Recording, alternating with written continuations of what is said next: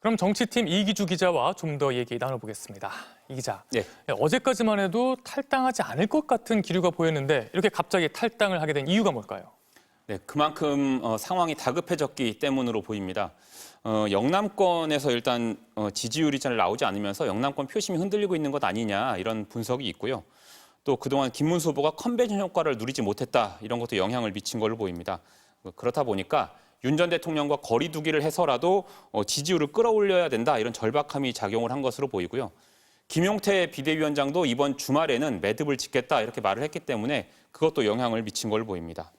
내일 첫 TV 토론이 있잖아요. 그래서 TV 토론이 영향을 또 많이 미치기 때문에 TV 토론이 내란 세력의 심판 구도로 흘러가는 것을 막아야겠다 이런 예상도 있는 걸 의도도 있는 걸로 보이고요. 또 대선 패배에 따른 선거 책임론을 윤 전 대통령이 뒤집어 쓰는 것을 막기 위해서라도 선제적 탈당을 한 게 아니냐 이런 의견이 나오고 있습니다.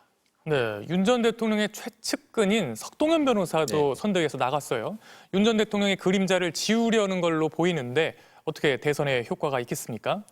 네, 중도층의 표심을 좀 끌어올 수 있지 않겠냐 이런 기대도 있는데 한계도 명확하게 있습니다. 우선 탈당을 하긴 했는데 오늘 윤 전 대통령의 메시지를 보면 사과나 반성이 없잖아요. 그렇다 보니까 중도층의 표심을 끌어오는데 영향이 좀 미미하지 않겠나 이런 분석이 있고요. 또 탈당 시점만 봐도 많이 늦었습니다. 12월 3일 그 내란 이후부터 탈당 요구가 분출했었는데 이제 와서 대선이 2주 남은 시점에 마치 등 떠밀리듯이 마지못해서 탈당하는 모양새가 되다 보니까 중도층의 표심 또 보수층의 표심을 움직일 수 있겠냐 이런 우려가 나오고 있고요. 여기다가 김문수 후보가 윤 대통령의 거취를 결정하는데 역할을 한 게 제대로 보이지 않았다 이런 점도 한계로 작용을 할 수 있을 것 같습니다. 무엇보다 현실적으로 지지율 격차가 워낙 크다 보니까 탄핵의 강을 건너든 안 건너든 이번 대선에는 영향이 좀 적지 않겠냐 이런 분석이 나오고 있습니다. 네, 그럼 이제 국민의힘은 어떤 카드가 남아있을까요? 이제 홍준표 전 대구시장이나 한동훈 전 대표의 마음을 돌리려고 하는 것 같은데요.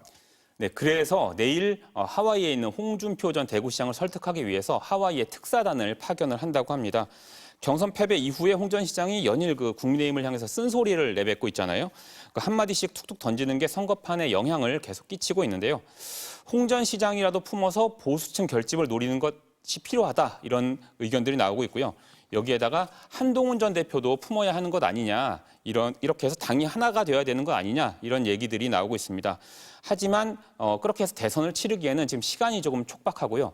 탄핵 찬성파, 반대파의 앙금이 가라앉지 않다 보니까 화학적 결합은 순탄치만은 않은 그런 상황입니다. 네, 이기주 기자 잘 들었습니다.